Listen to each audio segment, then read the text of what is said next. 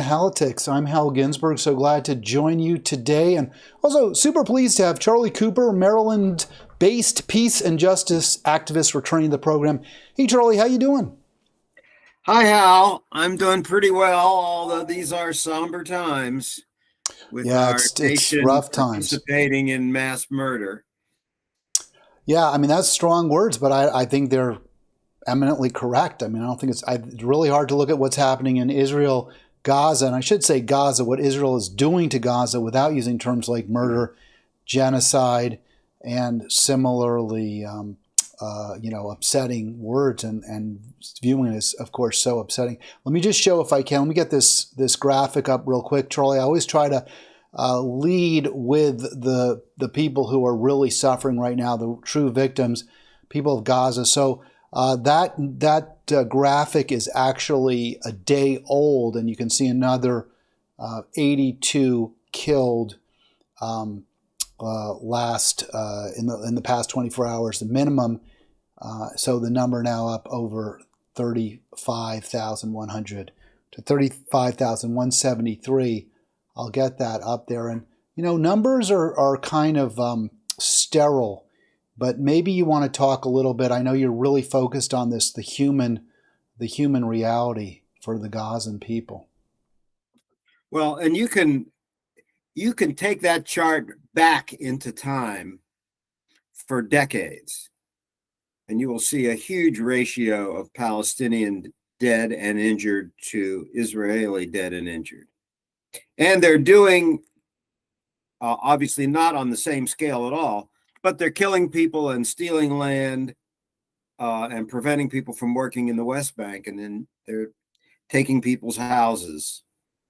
So it's an all-out assault on Palestinians, and Israel does not recognize any right to a Palestinian state. And the U.S. supports that in the UN by voting against or vetoing measures that would give the Palestinians more privileges and rights in the United Nations.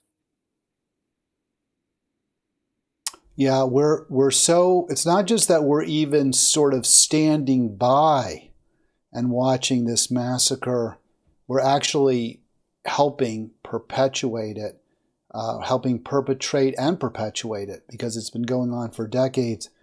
Charlie, why is it, do you think, so hard to, and there is a movement. I mean, there's a vibrant, exciting movement of young people and seniors and everyone in between fighting against this evil, but it really doesn't appear to have taken hold, certainly in the halls of power. Right. Yeah. So let's not get away from the fact that our nationwide movement to oppose what Israel's doing, to stop the arms, to have a ceasefire, and to get aid into Gaza is having some intermediate successes. Public opinion does not generally approve of Israel's conduct of the war. And we have forced President Biden now to take the first baby step in terms of withholding weapons shipments. The language of withholding weapons shipments is designed to let him wiggle out of it and eventually ship the weapons he's withholding. But our demand is to stop arming Israel, and certainly to stop all offensive weapons to Israel.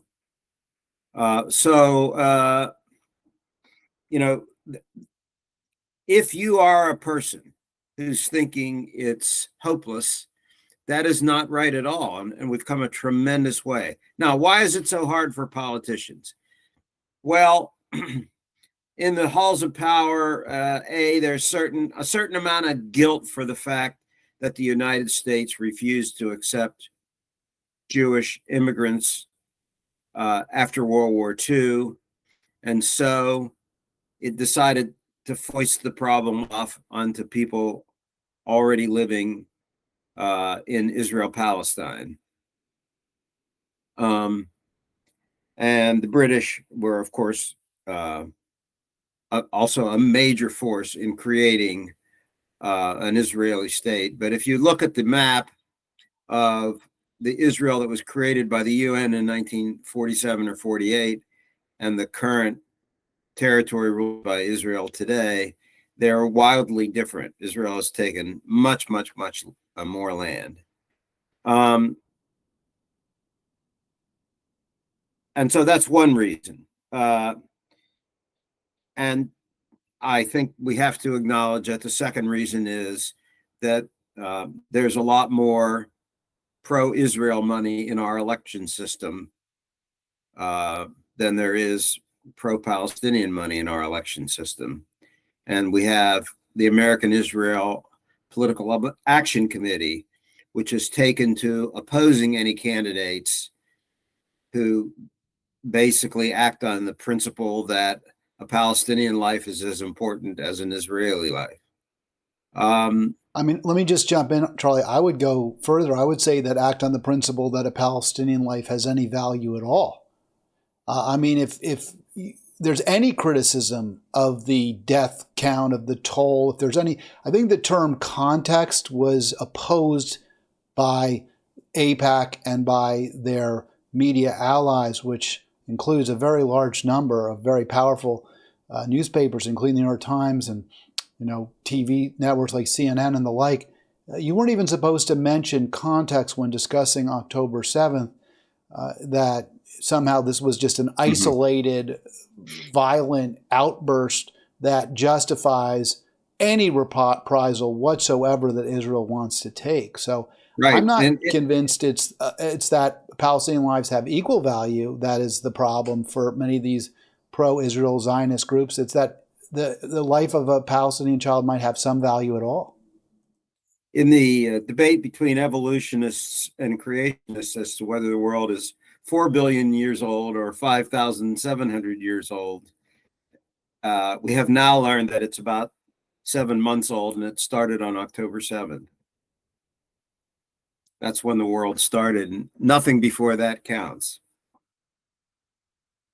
Yeah, and I mean, this is also a problem. I mean, you mentioned, as a Jewish person, I feel like the Holocaust should be a reference that causes us to be harshly critical of what Israel's doing. But instead, it seems to be, in many circles, an excuse or an explanation or a justification for any violence that Israel wants to perpetrate. Well, I also was raised Jewish, Hal, although I haven't practiced the religion since I was 15. I do think,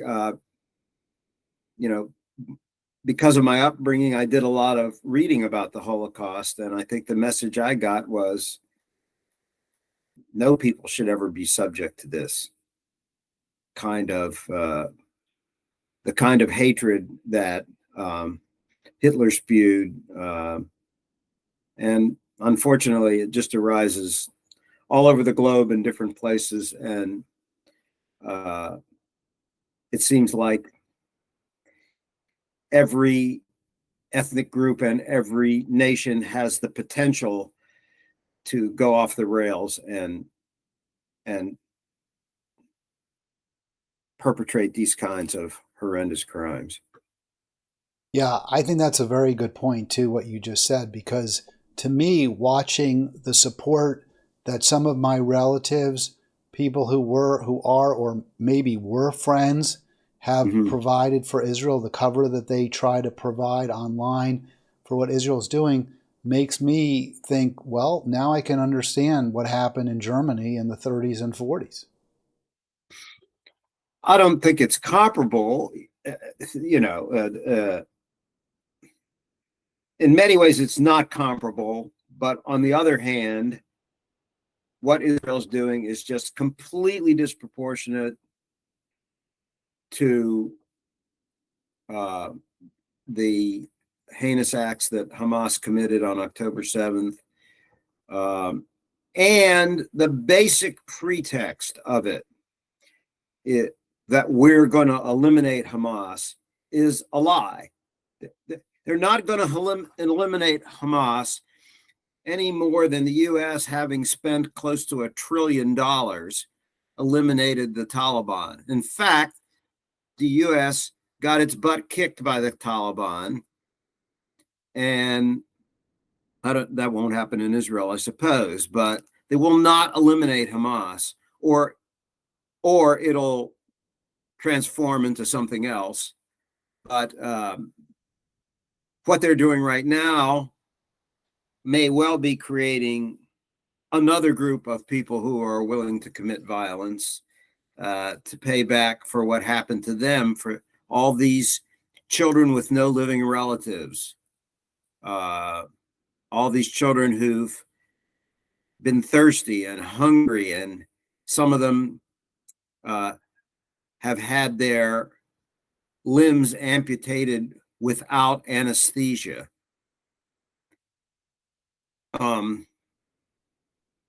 And babies delivered by cesarean section without anesthesia, and all these people seeing all these horrendous things around them, some of them will turn the wrong way, unfortunately. So I think the goal is something else other than the elimination of Hamas. Maryland peace and justice activist Charlie Cooper joins us. We're honored to have him with us. You are watching Halitics. Hope you'll take a moment, if you haven't yet, to subscribe. Please click like as well, and also share this video with friends, family, anyone you think might be interested, even if they might disagree. If you think there could be some glimmer of opportunity that they might consider or reconsider some views, that would be awesome. I think I heard Charlie at that rally. Charlie led a rally down at the State Department last week. I mentioned attending it. At least one person said, I don't know if it was you, I don't know if you remember this moment, that we should be engaging in those difficult conversations with friends, relatives who have a different perspective. That was Michael Beer of the Nonviolence Center. Yes, we were in front of the State Department last Tuesday, a week ago today. And the next day, the Secretary Blinken was supposed to issue the report that President Biden required on whether nations whom we supply weapons are using them in accordance with international law, and whether those nations are blocking U.S. supplied humanitarian aid. And of course, we know that Israel is blocking humanitarian aid big time, and it's getting worse and worse in the last few days. And we know that they're using the weapons outside of international law.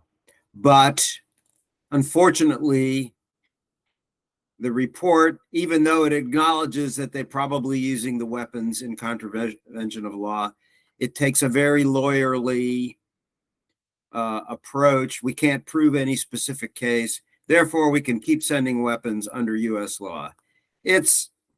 The report is basically lies and cover-ups, and with some lip service to the idea that we should respect international law and we shouldn't let people starve to death and go thirsty. Charlie, you see Chris Van Hollen's face there. He was on Face the Nation on Sunday, also signed a letter written by Bernie Sanders calling for a much tighter reining in of aid that is being delivered to Israel. Let's go to that clip from Face the Nation. By the way, if you saw that mic muted on your screen, I'm sorry, that was from me. I didn't mute Charlie. You could hear him. That's why you weren't. The screen audio didn't go dead. It was just to let me know that I'm muted because I had to do something that made a little sound. I didn't want to disturb anyone. Let's go to the video here. And you mentioned you hadn't seen this, Charlie, so I'll try to get as much. We'll play some of it, we'll stop, and then we'll get your thoughts. I thought Senator Van Hollen did a pretty nice job here. He's not always been my favorite, but he is leading in this area. Now to Maryland Democratic Senator Chris Van Hollen. Senator, the White House is continuing to send weapons to Israel, but as you've heard the Secretary of State say, they're narrowly tailoring this to withhold specific kind of munitions. Does this policy and the administration's explanation of it make sense to you? Well, Margaret, it's good to be with you, and happy Mother's Day. And let me just say that, Senator Cotton totally misrepresented the position of President Biden and the Biden administration. So I think the president is absolutely right to withhold these big bombs that could be used in Rafah. Remember, the President of the United States warned Prime Minister Netanyahu repeatedly that if there was an all-out invasion in Rafah, that the United States would make policy changes. And Prime Minister Netanyahu has repeatedly ignored the President of the United States, ignored the President's efforts to try to reduce civilian casualties, ignored our efforts to try to get more humanitarian assistance into Gaza, and ignored the priority of trying to bring back the hostages. So, yes, I support the President's actions here. I thought that were very important to take. I'm going to just pause it there for a minute because, and she'll hold his feet to the fire. I don't know if you caught that. He kind of dodged the question a little bit because the question was, as I understood it, is it enough to withhold aid in certain instances and only for certain, for example, to be used in Rafah? Don't you really need to withhold all aid, or at least a much broader spectrum of support of aid? And he kind of dodged it and said, "Oh, Senator Cotton misrepresented." But I don't know if you caught that that the little bit of lawyerliness there, the dodginess by Van Hollen. Well, Hal, let me say that on my end, I am having some dropouts and I can't always hear you. But okay, I'm sorry about that's that. That's not your fault. So let's just say that the question of whether what's being withheld is enough will be determined by Israeli actions. And so far, it's not enough. Yeah, and no, I'm with you. And let me play some more because I don't want to be too hard on Van Hollen whatsoever. I admire that he's doing this, which is more than most or just about anyone else. He's leading, one of the leaders anyway on this issue. But I just wanted to make the point that at least to begin with, he didn't really respond to the question of whether the administration is doing enough.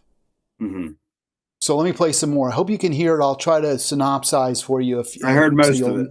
No. You, though, were part of this national security memorandum that we talked about with the secretary. You helped tailor it. And you said after it came out that the expertise and analysis of the State Department has been swept aside to facilitate a predetermined policy outcome based on political convenience.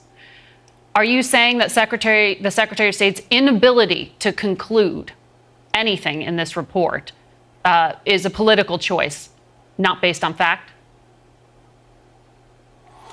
Well, I believe the facts and the law show what a lot of independent groups that the administration often relies on shows.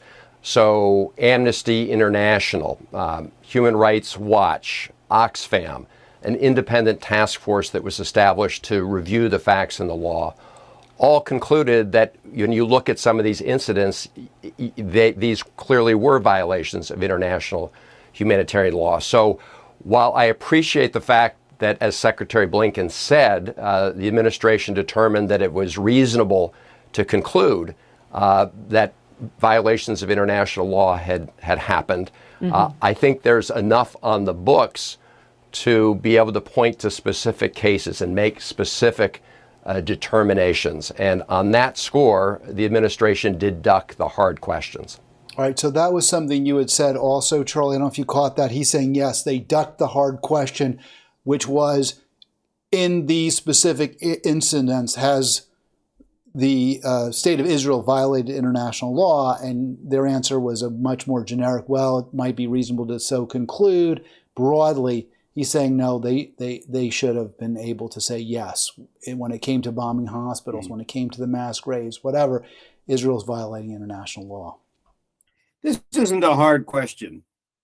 And if you would look at how people view this across the globe, it's overwhelmingly true that most people in the world think that Israel is violating international law, those people who have any sense of what international law is.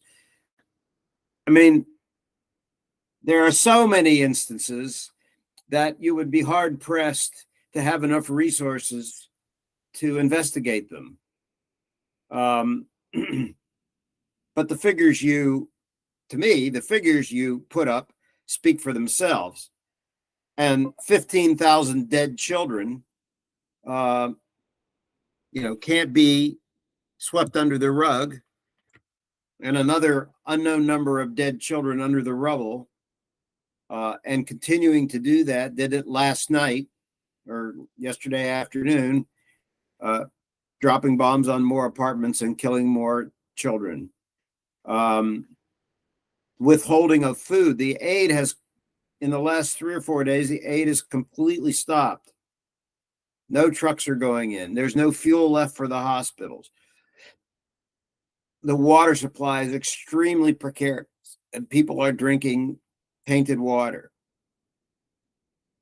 So, I think there's been more discussion of, have they used the weapons wrong than are they blocking aid?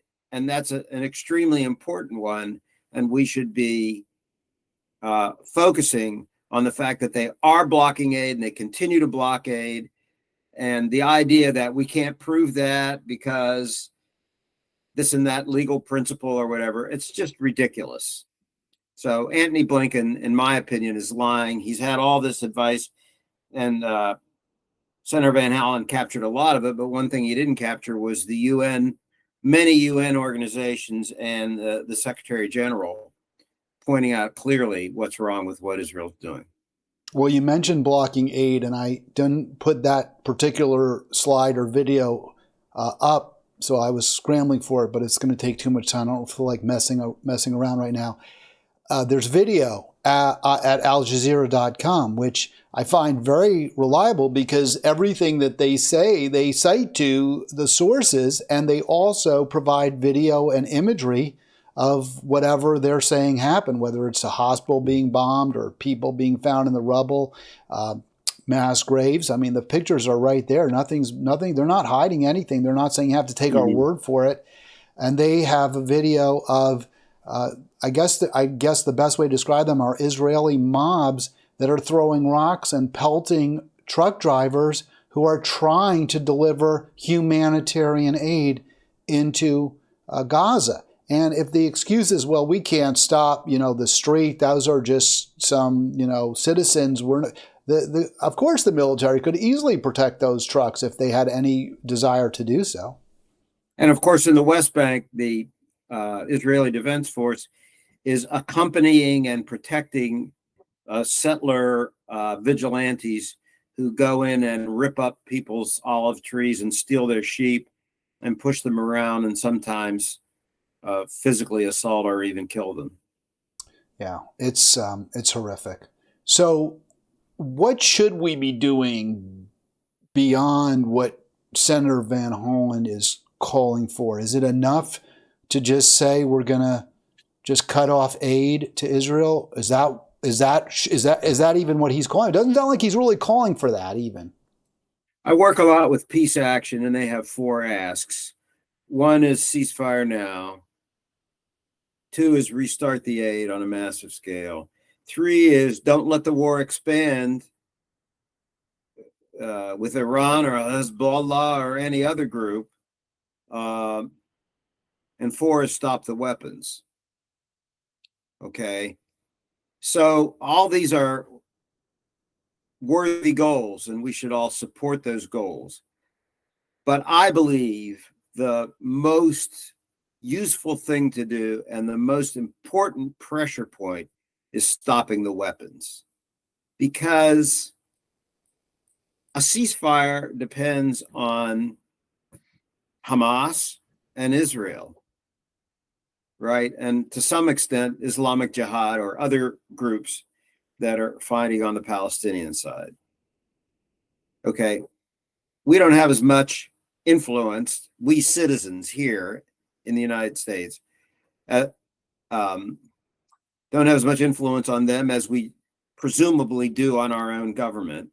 And as I said earlier, we are influencing our government, where they were 190% in favor of Israel. Now they're starting to see that they have to hedge a little bit. And Biden took his first baby step. So good. But the thing that the U.S. can do that affects all the other goals, right? The expansion of the war, the ceasefire, and the aid, is to withhold the weapons. And that's why I believe that Chris Van Hollen has hit exactly the right note in stressing that, in getting Biden to sign, it's a miracle that Biden signed that National Security Memorandum 20, and that the report had to be filed. And so the report was filed, and it's a namby-pamby report that doesn't say the truth and doesn't do what we wanted to do. But we exposed them, okay? And Senator Van Hollen exposed them. So we have to keep up the pressure with messages to your congressperson, to Secretary Blinken, Secretary Austin at the Defense Department, and President Biden. Stop sending arms to Israel. Well, Bernie Sanders sent a letter to Biden. As you can see, I put that up. This is from the New York Times. And that letter was signed by Van Hollen along with several other Democratic senators. So that's what you're urging. And listen, this is obviously being pushed very, very aggressively, though, back by pro-Israel groups, by many on the right, although not all. My question, I guess, to you would be, are you concerned, my first question, are you concerned, Charlie, that this could help elect Trump in the fall? As a matter of fact, I think you're right. Most Americans would prefer that we are much more circumspect in what we provide to Israel, much more careful. I think that is the more popular view. That's not how we elect people. It's not by whether their policies are more popular. It's whether narrow groups of voters who may vote almost en masse or en bloc are able to throw the election in key states. And Mark Penn, I talked about this yesterday in my program, a pretty right-wing strategist who worked for the Clintons, is saying that Biden's policy that is somewhat critical of Israel is in fact alienating some of the swing voters in key states. Well, I distrust this kind of messaging because that's what they want to say. And I don't know Mark Penn, but, how closely is he linked to the AIPAC agenda? I think very closely, and he's a sleazy, low-rent scuzzball. But he makes this point, which is that Trump lost 300,000 votes in Michigan to Nikki Haley, who, if anything, is more hawkish than Trump, and Biden only lost 100,000 votes to uncommitted in Michigan. So, in fact, there are 3 times as many Haley voters who might be willing to vote for Biden, but for, according to Penn, his slightly pro-Palestine positions, or slightly less. The truth is, there's only pro-Israel. 7 states that matter, right? Georgia, Arizona, Nevada, Wisconsin, Michigan, maybe North Carolina. Anyway, Pennsylvania. Only those states matter. And I'm not a clairvoyant, and I haven't done a huge deep dive into the politics of it, although I did hear a Bloomberg pollster say that even though his own poll showed Biden even in one state, leading in one state, and behind in 5 states, he thought that the Biden voters, or the Biden-leaning voters, were a lot more likely to show up at the polls. I mean, there's so many things that could happen with Trump's cases, with his money problems, with the economy, with Biden's health, with Trump's health. I don't know. I don't think that people should decide that they shouldn't be stopping murder because it might affect an election 6 months from now when we don't really know how it cuts. I mean, my particular feeling is that in Michigan, particularly, there are several 100,000 people of Arab ethnic background who are very, very upset with Biden. And if he would change his policy towards a more even and fair policy, he might help himself. And the same could be said about young people who might be more likely to show up for him if he did that, and some other things. So, but no, I'm with a you, lot of these Charlie. articles, I'm 100% with you. Someone trying to move the thing in their direction, and they'll say anything that doesn't have to have a basis. Well, Charlie, I'm 100% with you, and I would just note, I just thought I'd bring that up because our op-ed was in the New York Times, and I thought he raised some at least interesting points, and that's something that I think a lot of perhaps pro-peace or at least anti-mask or anti-genocide Democrats are concerned about is, would we be helping Trump win? And, my view also is, well, if the party doesn't stand against genocide, it doesn't deserve to win. So I don't, look at it as though it's an issue. I do think Trump would be. But I just want to make one other point. I think that while it's worse than Biden on this issue, I think a lot of the working class vote that has moved toward Trump is probably more pro-peace than those Haley voters who are maybe the more middle to upper middle class, the country clubbers, the stock market investors. So while it's true, he might not get as many Haley votes that is Biden. If he really embraced a U.S., let's bring that money back. Let's keep that money here to improve the conditions of working people in this country, rather than supporting mass murder in the Middle East. It could just as well help him as hurt him. And I think that was your point also. The Jewish community, at least the kind of organized Jewish community, many, many Jewish kids, students protesting against Israel. As I mentioned, I'm certainly a secular Jew. You were raised Jewish. Many of us look at horror at what Israel's doing and shame. But it's also true that there's a large section of the Jewish population that seems to be pro-Israel at any cost. And they are expressing concerns about a couple of Democrats, obviously Van Hollen, but also, and we're talking about Maryland now, we'll get to the Maryland elections, Jamie Raskin. And I want to give Raskin a little bit of praise. He's my least favorite. He's the quote progressive unquote I love to hate. There's so many things about him that totally upset me, turned me off, but he did vote against the security funding to Israel. So I think he deserves praise for that. Any comment on that, Charlie? Well, I did want to point out that Nancy Pelosi signed one of these letters about stopping arms to Israel.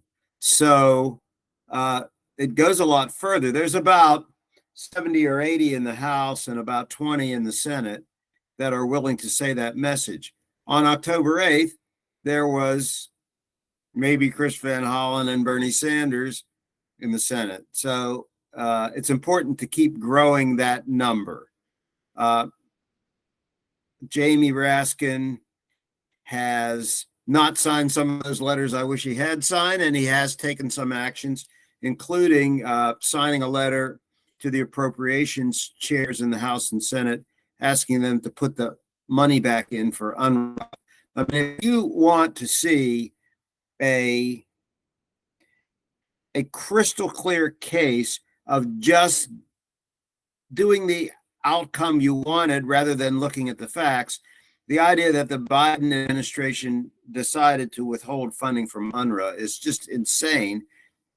7 people out of 30,000 are accused of something. There's no confirmation. Israel just made this charge. That means they can just say anything, and the U.S. will do what they want. So it's important that Biden withheld a shipment of weapons, but we have to keep the pressure up on him because he's got to keep doing it. He's got to probably escalate it.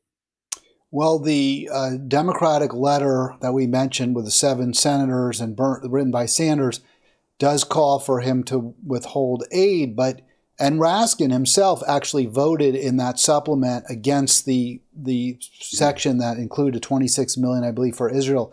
I give him a lot of credit for that, actually, but I take a lot of it away because he voted in favor of more aid for Ukraine. I don't know if we want to get into that. You and I may disagree on this, but what really upset me, Charlie, is for all the praise that and to a lesser degree I'm heaping on Chris Van Hollen. He voted for that $95 billion foreign aid package, which includes the $26 billion to Israel. And my question is, you don't even have this, or my point to Van Hollen is you don't have to write a letter to Biden telling him not to send the weapons if you don't authorize them to be sent in the first place. Well, his argument is he does support the Ukraine aid and they were tied together, and that the appropriation of the money does not get the weapons to Israel. So I have to agree with him that the main point is to stop the weapons shipments. So you can appropriate anything you want. If you don't spend the money, if you don't send the money, if you don't send the weapons, then you have leverage on Israel. So that's the most important thing.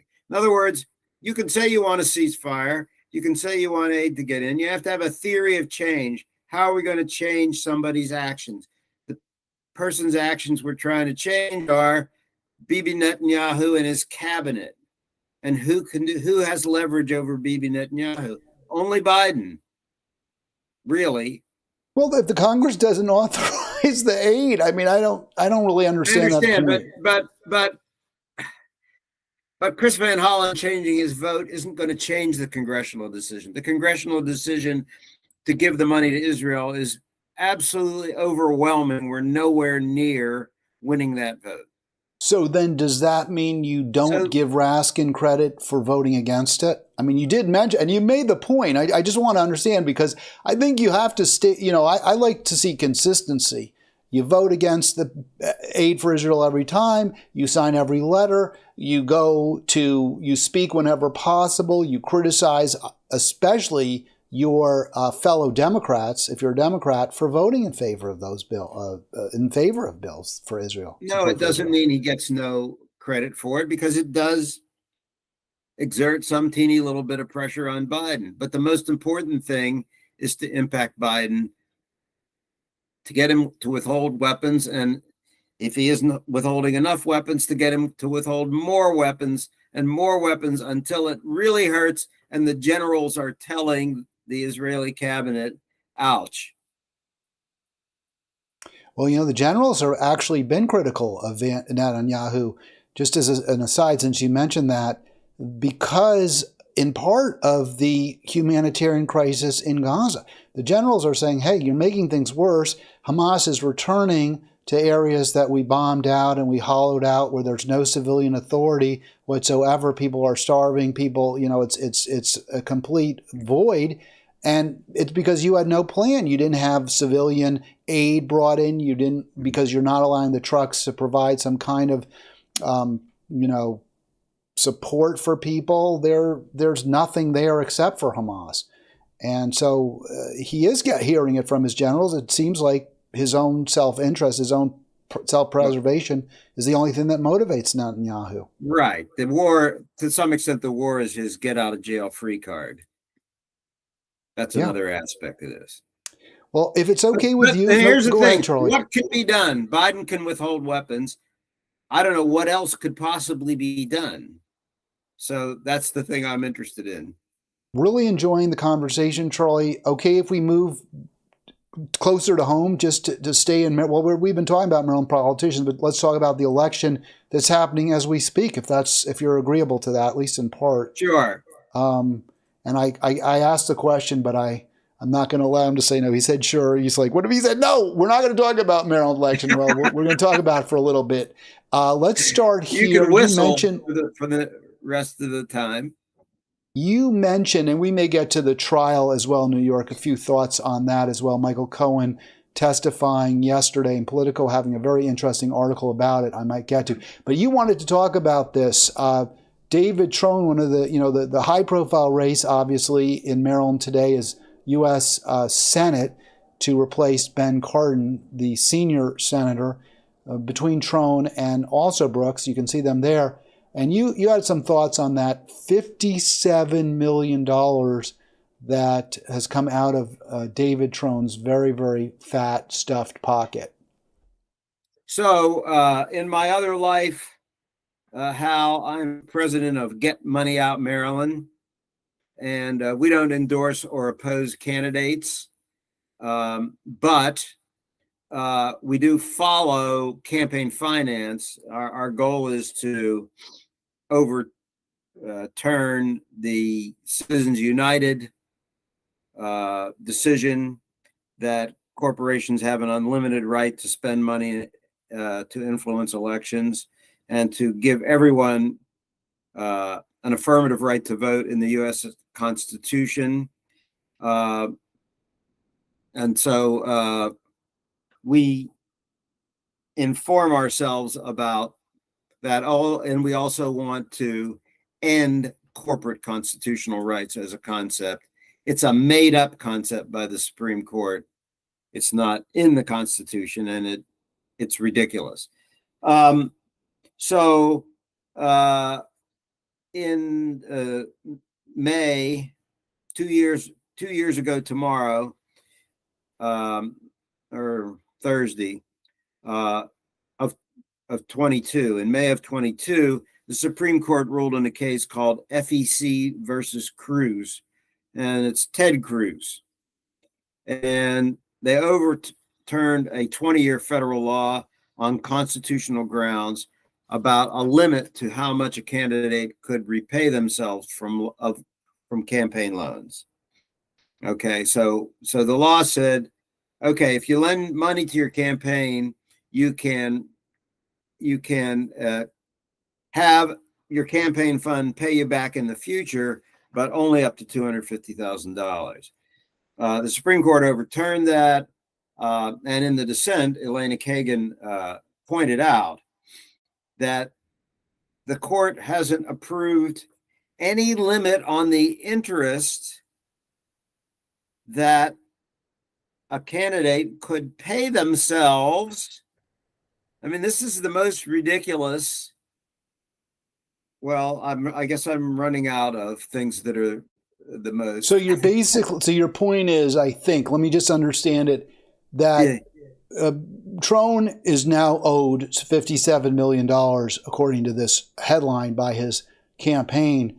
And he can charge them 10, 15%, whatever he wants, 50% to pay him back. But so once if he were elected senator, then money would start flowing, and it would flow in large amounts. And then there would be plenty to pay himself back, and he could charge interest to the campaign. Of course, these days, a lot of the money flows outside the candidate's official campaign fund, because with super PACs, et cetera, you can spend even more faster, and those aren't made directly to his campaign. So he would have to pay himself out of his campaign fund. His line has been that you can trust me because I'm self-funded, and you can't trust her because she has to ask people for money. So in other words, you should only vote for billionaires. I mean, it's a problem either way, because his point isn't completely absurd. Also, Brooks, throughout her career, has been, somewhat of a creature of the developers and supporting the casino industry. I mean, it's not like she's some kind of, and I'm not, you're kind of, as a voter, you really are stuck. I mean, without what you're calling for, which is publicly financed campaigns. And I would add, that's not even enough, because how much is the public going to have to keep putting in just to keep up with the billionaire class? I think what we need is not just not publicly financed campaigns, but also just much, much higher top marginal tax rates. So you don't have billionaires. You just don't have people who have that much money that they can throw it around on whatever whim they might have. And a wealth tax. But I'm for all of that. But at any rate, so both candidates have gotten support from AIPAC. Trone donated $100,000 to AIPAC, I believe. He's also he's a member, I believe. He is a member of AIPAC, which is also 10, 12 years ago, he gave money to Governor Abbott and Ken Paxton, Republicans of Texas, which he says had to do with his business. Well, I have a business. I have to do that sort of thing, which sort of tells you all you need to know about those kind of campaign donations. So, you know, but his idea that he's not involved in dirty money corruption because he's self-financed, I think is laughable, but everyone has to make up their own mind between the two candidates or somebody else or Larry Hogan. Yeah, let me ask you about that since you brought up Hogan. A major bone of contention between these two candidates is who is better equipped to defeat Larry Hogan. Is that important to you? Do you think it's that important to have a corporate centrist Democrat in the Senate versus a corporatist centrist Republican? I don't think corporate centrist is attractive to voters, but other people do. They have money. I mean, I guess what I'm asking you is, do you think it matters that much? They can get more money to run their campaigns. But does I it would matter just to say you this. does it matter to you if it's a Republican centrist corporate backed candidate or a Democratic centrist corporate? Well, yes, candidate? I have to say yes. One thing we're trying to do in my group, Get Money Out Maryland, is to support, short of a constitutional amendment, which is what we really need, but to support good legislation in the Congress that Sarbanes was a champion for many years to outlaw partisan gerrymandering, to pass the Disclose Act so there isn't dark money. These are important and admirable goals. To have a public campaign finance pilot project for Congress, that's an important thing. So Charlie, I'll just ask you quick to wrap up on that because we have a lot caller. Of voter, I'd like to get to the reforms. caller. And so it does matter to me. I think on these issues, the Democrats are better than the Republicans, and I'd rather see them in control of the Congress, despite all their flaws. Awesome answer. Thank you for providing that. When I say awesome, I'm not saying I necessarily agree with you, but it's awesome that you were very clear and you told us exactly what you believe, which is what many others do too, who watch and listen to this program. Caller, who do I have on the air here with the 301 area code? Hello, do I have you? You are on 301. You have William R. Neal. Hey, how you doing, Bill? It's good to talk to you again. What's on your mind? Oh, we're really having trouble hearing you. I don't know. I'm a little late. Did I miss? Oh, yeah, you're getting a lot of feedback, Bill. I'm not sure what the issue is. Let's try one more time. I think you're calling from your computer or something. There's some bad feedback. Can you hear me now? I can. Just talk through your phone. Listen through your phone. Get away from your computer. What's on your mind, Bill? Wow. Okay. Well, he's there, but we're just not getting him. I'm going to put you on hold for a little bit, Bill. I'll go back to you in a minute if you're still with us. What about the issues like the Supreme Court? Do you feel like, and I asked this, and I think I asked Bill this question once, do you feel like Hogan, who casts himself as more of an independent Republican and anti-Trump Republican, he didn't vote for Trump in 2020, do you think he might vote against a Trump nominee to the Supreme Court? Is that possible? Do you think he might vote for a Biden nominee to the Supreme Court if he were in the Senate? Well, I think that's all possible, but I don't think he was that great a governor, in my personal opinion. And as I said, I'd rather see Democrats in control, despite their flaws. There are congressional races in Maryland where AIPAC is involved, especially for Sarbanes' seat, Congressional District 3.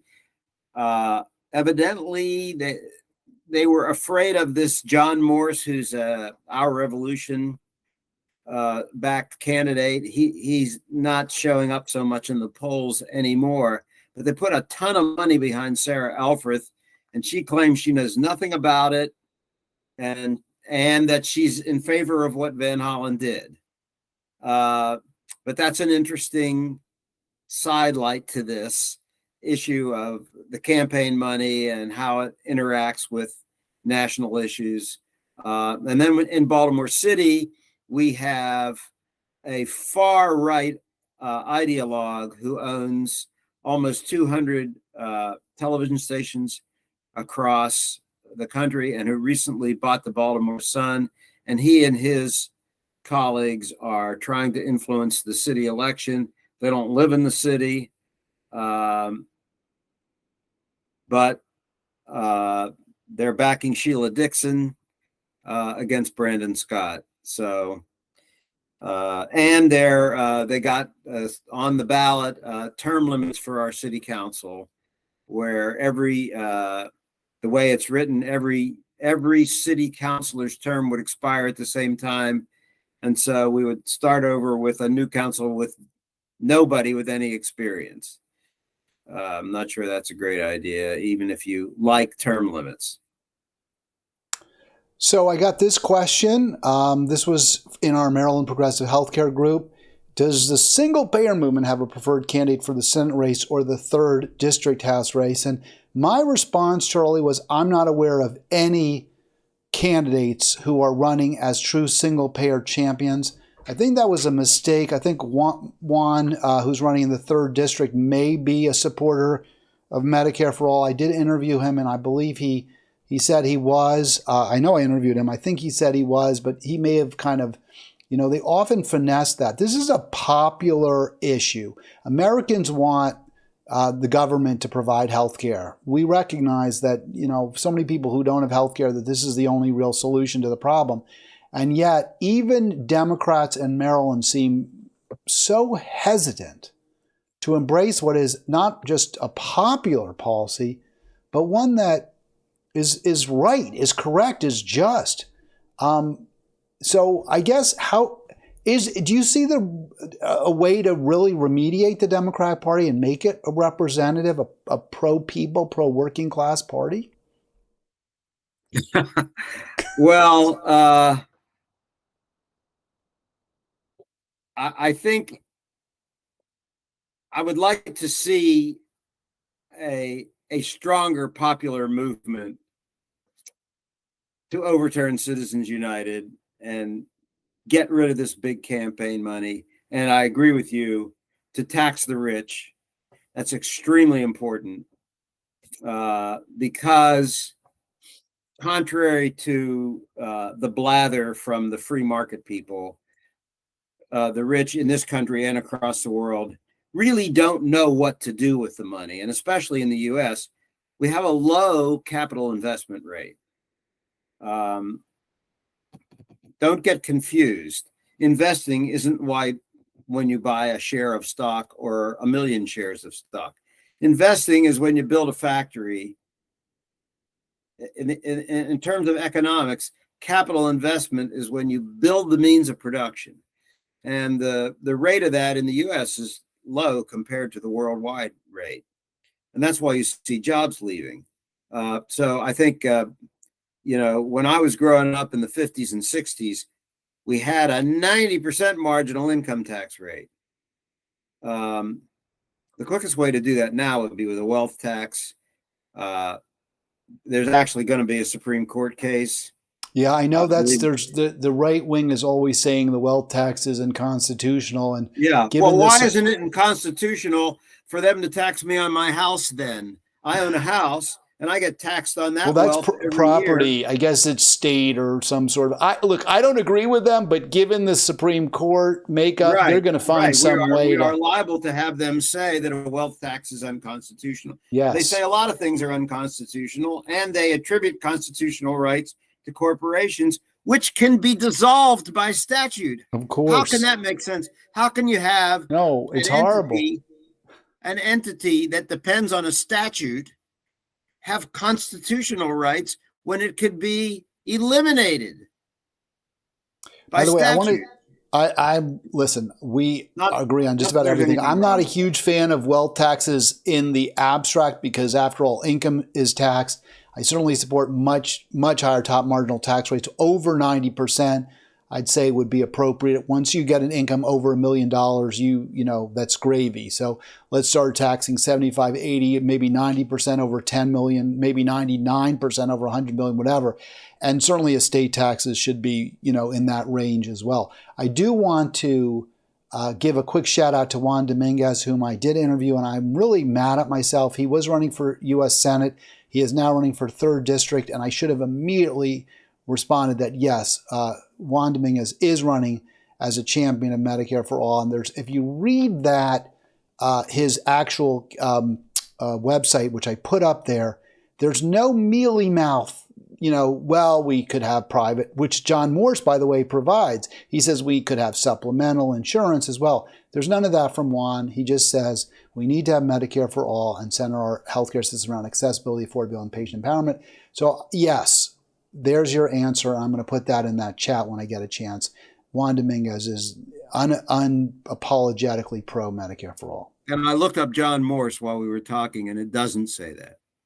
Right. He's not as clear cut, right, Charlie? It's a little more.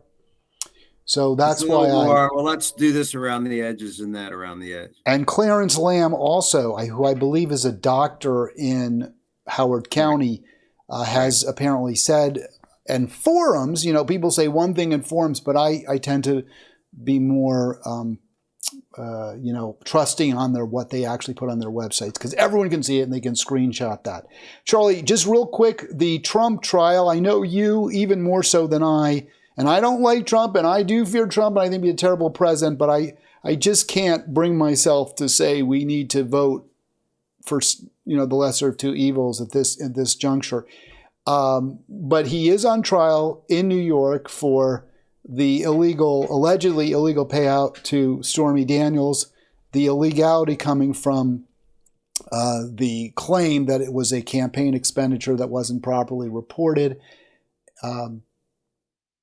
He could lose. I mean, Michael Cohen is real clear that he paid Stormy Daniels the hush money, but that Trump agreed to pay him back the hush money and did, which would make that clearly an illegal campaign expenditure. So if this is true, doesn't that suggest that the FEC is on the job? The government takes very seriously campaign finance violations, and this is just one example that every politician should now be shaking in their boots that if I overspend or if I don't report... The FEC is completely moribund. It's the FEC has nothing to do with this. I mean, the federal law is the federal law, and the state law is the state law. But it's it's a state attorney general who brought this case under the under the business law of the state of New York, and the fact that it was a campaign expenditure that was, you know, supports the business law case that this is fraudulent. So basically, there's no commitment to election integrity that can be gleaned from this prosecution. So unfortunately, the Federal Election Commission has an equal number of Democrats and Republicans, and they never agree on anything, and so they almost always cancel each other out, and they can't pass anything, and they don't enforce much. I once had the opportunity in Annapolis to sit next to the former chair. She was a Democrat. I think her name was Ann Ravel. She was the chair of the FEC, and she told me she resigned because it's just completely fruitless. So the system needs to be revised, but Congress. Do you have a concern about this prosecution that it's certainly perceived in many circles, and maybe even the reality is that it's as much politically motivated, that it's almost anti-democratic in the sense that Trump is being singled out for prosecution because Democrats want to take him down in advance of the election and not let the public decide who they want to be president? No, I don't have that concern. If if 12 jurors unanimously agree with the prosecutor in this case, then he should be found guilty. And I think it was a good case to bring. Well, the testimony by Cohen was very strong because the defense that Trump would have that this was a legitimate business expense, or that the expense was not political, would have been, I assume, that he didn't want his family to learn about. He specifically didn't want his new bride. They'd only been married for a year or so at the time of the affair, maybe even less. She was pregnant with his last son, Barron. He didn't want her to find out about it. And according to Cohen, he couldn't have cared less about Melania's feelings. He just was afraid that if the revelations came out at that point, it could cost him the election. So Cohen's testimony very strong on that point. The problem is Cohen is not very credible. Cohen is convicted liar himself, and so was the other guy that was allegedly privy to the conversations. But if you're going after somebody the like jury Trump, will decide how credible he was. Yeah, well, I mean, but I didn't hear the testimony. The jury will decide, but Trump's lawyers will do everything they can to discredit him. The problem, and I've talked to prosecutors about this, is when you go after people like Trump's and those kind of shady business people who have lots of sleazy associates, that's the only witnesses you're going to get, right? They're not surrounded by honest Johns and, citizens with great moral rectitude. Right. Charlie, anything else? We're at the end of the hour. You've been great. Really enjoyed the conversation. Very elucidating. Anything you would like to? Yes, go ahead. Go to whitehouse.gov/contact and tell President Biden to stop the arms to Israel. Go to your congressman website, congressmansname.house.gov, senatorsname.senate.gov. and tell them to stop the arms to Israel. Never give up. All right, we'll put those links. I'll put the link at least to whitehouse.gov, although it's obvious, whitehouse.gov, in the show description. Charlie, hope to talk to you again soon. Thanks so much for your ongoing work to try to make things a little better here and everywhere. Fighting to save lives. All right, we'll be back, and I'll be back tomorrow.